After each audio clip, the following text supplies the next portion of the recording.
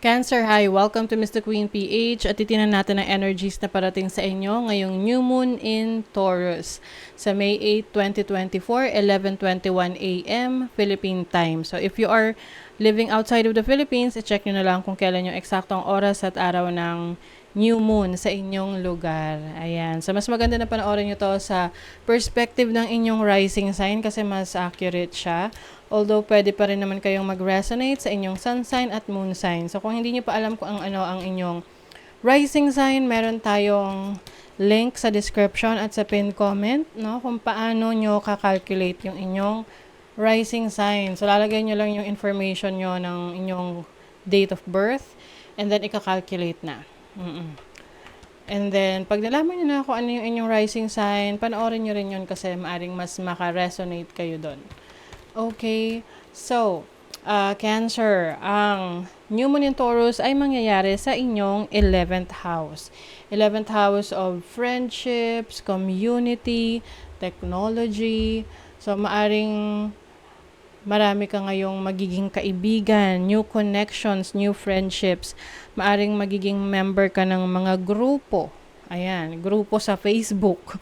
Or grupo na meron kayong pare-parehong interes. Ayan, tapos kayo ay may mga makikilalang bagong connections, friends, na makakatulong sa inyo, no, in the future.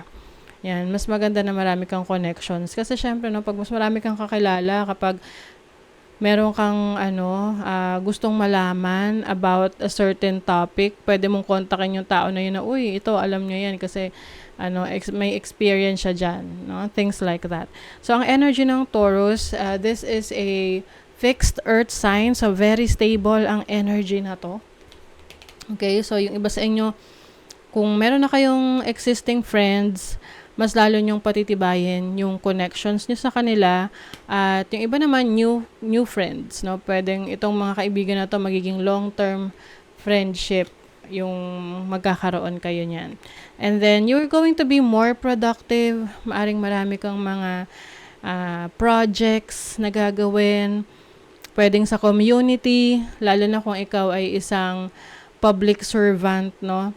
Or talagang, ka lang, anong tawag doon? Philanthropic. Oo, or isang philanthropo. Yan, na tumutulong sa iba. Very charitable.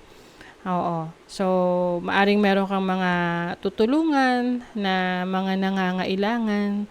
Oo, para mag-spread, mag-share ng iyong blessings. Because itong si Venus nasa rin siya, nasa energy ng Taurus, which is in your 11th house. Some of you pwedeng may mga ma-develop na relationships na from friendship to lovers. Pwedeng ganon. Kasi may mga unexpected na ganap sa inyo during this time kasi Jupiter is also conjunct sa Uranus, which is about unexpected, surprising things to happen. And Jupiter is the planet of good luck, abundance, optimism, generosity. So some of you pwedeng meron kayong mga kaibigan na mag-share naman ng kanilang blessings sa'yo, no? Hindi lang ikaw yung mag-share ng blessings sa kanila. Pwedeng you will be, maa-add ka sa isang, halimbawa, yung kaibigan mo, imbitahan ka sa isang outing, tapos all expense paid o libre na, 'di ba? Ganon. So wala kang babayaran. So it's going to be more fun, mas ma-appreciate mo dahil friendly gesture sa'yo ng isang kaibigan. Pwedeng biglaan yun, no? Hindi mo inaasahan. Some of you naman, pwedeng may mga travel opportunities kayo ngayon. Okay, Cancer, kasi may sextile ang Saturn sa Moon and the Sun ngayon. So, pwedeng magkaroon ka ng mga opportunities na ito yung mga matatagal ng pwedeng mga na-delay, okay? Halimbawa, may plano ka na pumunta sa isang lugar or pumunta sa Boracay, pero nadi-delay, parang years pa. Matagal ng plinano mo pero hindi natutuloy. So, ngayon, maaring matuloy na siya. Lalo na kung ito ay plano ninyong magkakaibigan. Dati, lagi kayong drawing. Ngayon, ayan na, for real na. Yan, kasi itong Saturn is in your ninth house. Ninth house is about exploration, travel, higher education. So, yung iba naman sa inyo maaring opportunities to na mag-aral, no? Magpatuloy ng pag-aaral, or yung iba may bago kayong pag-aaralan. Pwede tong formal education, like sa mga institution, sa schools, or pwedeng self-study, sarili mong research. Some of you naman, meron kayong kaibigan na i-influence kayo sa isang belief system.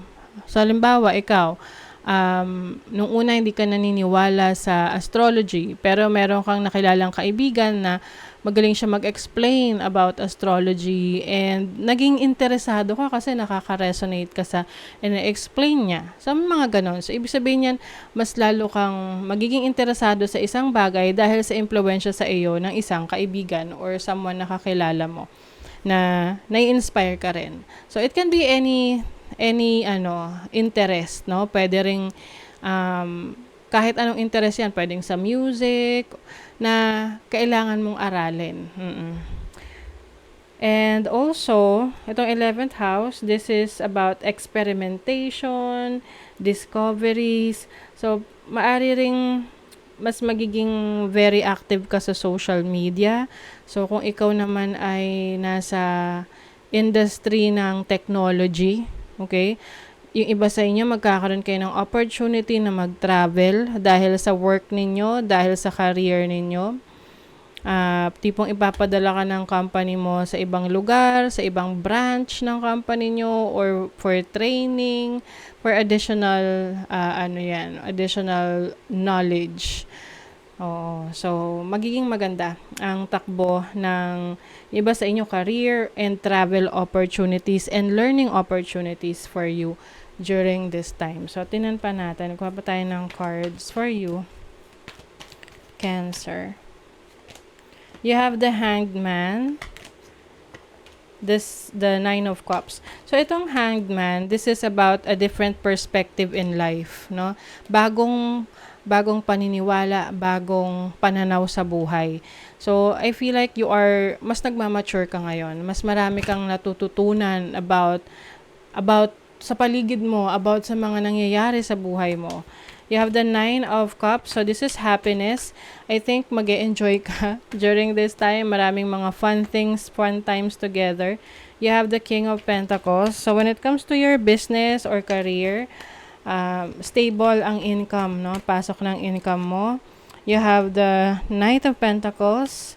Meron ring offer.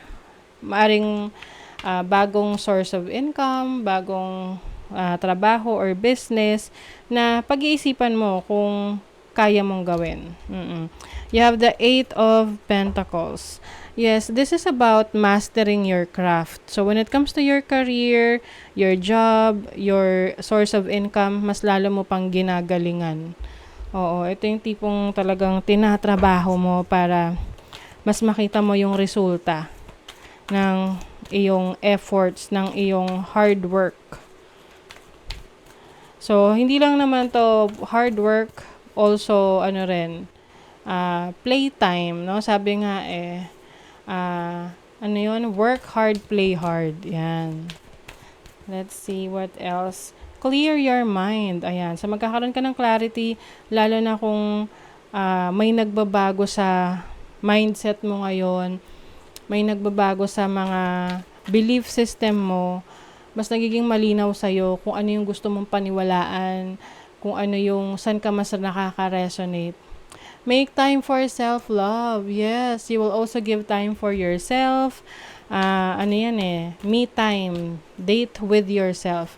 Oo, masaya rin kaya na lumalabas na mag-isa ka lang kasi wala ka ibang iniintinding kasama. Kahit saan mo gusto pumunta. Oo, makakapunta ka. Kasi wala kang iintindihin na may magrereklamo o kaya naman hahatakin ka sa ibang lugar. So, maganda na maglalaan ka ng oras at panahon sa sarili mo na ikaw lang talaga yung focus mo for a certain day. Yes. And then, take a breather. Ayan. So, kung kayo masyadong overwork ngayon, Cancer, importante na rin kayo, take rin kayo ng break. You need a break, okay? To clear your mind and make time for yourself, okay? So, that is your reading, Cancer. Thank you so much. Bye.